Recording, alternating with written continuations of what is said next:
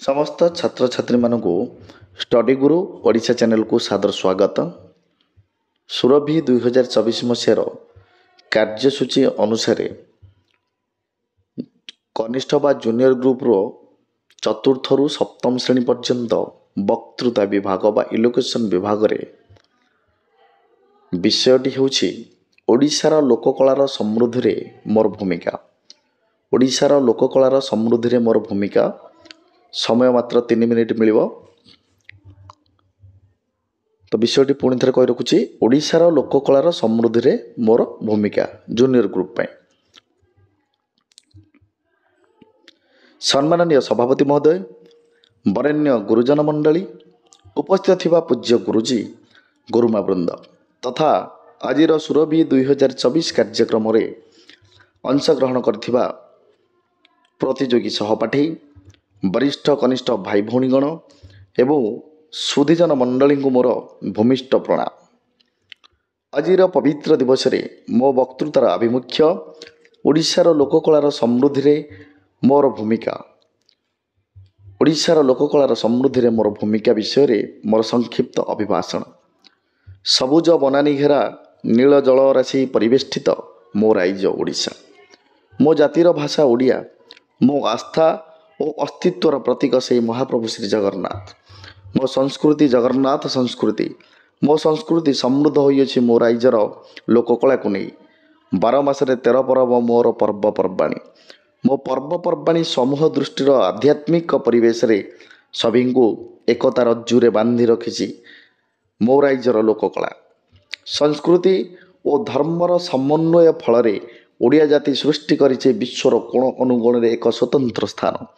ଗୋଟିପୁଅ ନୃତ୍ୟ, ଛଉ ନୃତ୍ୟ, ସମ୍ବଲପୁରୀ ନୃତ୍ୟ, ଡାଲଖାଇ ନୃତ୍ୟ, କଣ୍ଢେଇ ନାଚ, ସିଂହବାଦ୍ୟ, ଘୁମୁରା ନାଚ, ଦଣ୍ଡ ନାଚ ଇତ୍ୟାଦି ଲୋକକଳାମାନ ଆମ ସଂସ୍କୃତିର ଗାଥା ବହନ କରୁଅଛି। ଲୋକକଳା ମାଧ୍ୟମରେ ସାମାଜିକ ବନ୍ଧନର ସୁଦୃଢ଼ତା ମଧ୍ୟ ବଜାୟ ରହୁଅଛି। ମନ୍ଦିର ମାଳିନୀ ମୋ ରାଇଜ ଓଡ଼ିଶାର କାରୁକାର୍ଯ୍ୟ ସମଗ୍ର ବିଶ୍ୱକୁ ଚକିତ କରିଅଛି। ଓଡ଼ିଶୀ ନୃତ୍ୟ, ଓଡ଼ିଶୀ ପଟ୍ଟଚିତ୍ର ମୋ ଲୋକକଳାକୁ ଊର୍ଦ୍ଧିମନ୍ତ କରିଅଛି। ଆମ ଲୋକକଳା ଆମ ସଂସ୍କୃତିର ରକ୍ଷା କବଚ। କିନ୍ତୁ ପରିତାପର ବିଷୟ, ପାଶ୍ଚାତ୍ୟ ସଭ୍ୟତାକୁ ଅନୁକରଣ କରିବା ଫଳରେ କିଛି କିଛି ଲୋକକଳା ପ୍ରାୟ ବିଲୁପ୍ତ ହେବାକୁ ବସିଲାଣି। ବୈଜ୍ଞାନିକ ଅଗ୍ରଗତି ତଥା ଅର୍ଥ ସର୍ବସ୍ୱ ସରଳ ଜୀବନଯାପନ ପଦ୍ଧତି ମଧ୍ୟ କିଛି ପରିମାଣରେ ଲୋକକଳାକୁ ଟିକିଏ ପଛକୁ ନେଇଯାଉଅଛି। କିନ୍ତୁ ମୋ ରାଇଜର ଲୋକକଳାର ସମୃଦ୍ଧି ପାଇଁ ମୋର ଯଥେଷ୍ଟ ଗୁରୁତ୍ୱପୂର୍ଣ୍ଣ ଭୂମିକା ରହିବ।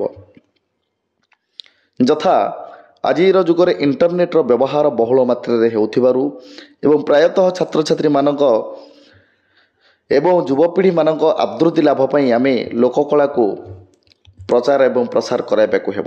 ବିଭିନ୍ନ ପର୍ବପର୍ବାଣୀରେ ପାଶ୍ଚାତ୍ୟ ସଭ୍ୟତାର ନୃତ୍ୟ ଗୀତକୁ ପରିତ୍ୟାଗ କରି ଆମ ଲୋକକଳାର ସାଂସ୍କୃତିକ କାର୍ଯ୍ୟମାନ ଗୁଡ଼ିକୁ ସମ୍ପୂର୍ଣ୍ଣ ସହଯୋଗ କରିବି ଏବଂ ନିଜେ ଆମ ଅଞ୍ଚଳର ଲୋକକଳା ଗୁଡ଼ିକର ଗୋଟିଏ ଅଂଶ ହେବା ନିମନ୍ତେ ଚେଷ୍ଟା କରିବି।